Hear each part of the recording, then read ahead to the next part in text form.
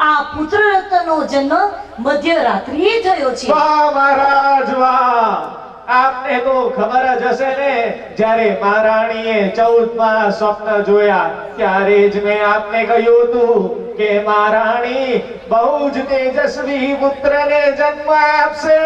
क्या बात है, जोरदार ताली से होना के लिए हमारे पंडित जी के लिए, क्या बात है। સત્ય છે। હવે હું મારી વ્રત જોઈને આપને બધું સવિસ્તારથી બતાવું છું। अरे शेखर भूषण, મારી વ્રત લાવ। ओहो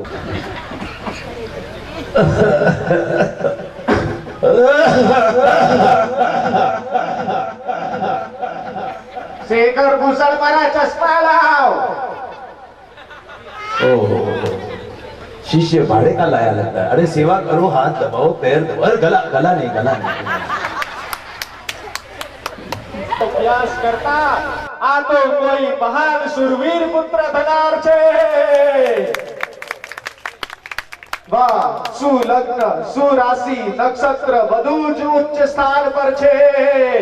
આવો યોગ તો પૂર્ણ સવર્ણ પેઢીમાં માત્ર ને માત્ર 24 જ વખત આવે છે। અરે આના ફળનું વર્ણન તો મારે મોઢે કરવું અશક્ય છે। જુઓ જુઓ તો ખરા, પુત્રના લલાટ પર કેવો તેજ શોભાયમાન છે। આવો તેજ કોઈ સામાન્ય વ્યક્તિ પર જોવા ના મળે। આ તો કોઈ મહાન શૂરવીર પુરુષ થનાર છે। હે રાજન, તમે આમાં થયો છે માટે આ તો જગનો ઉદ્ધારનારો છે। અને એનું નક્ષત્ર કયું છે? અરે ઓ બહેન, તમે તો બહુ જૂતાવળા છો। અરે જરા શાંતિ રાખો। અરે પણ આ રત્ન જેવું છે ને કે એના ઉચ્ચ ગ્રહ જોઈને બધું જ ભૂલી જવાય છે। રાશિ વિશાખા નક્ષત્ર એટલે એનું નામ રત અક્ષર પરથી પડશે।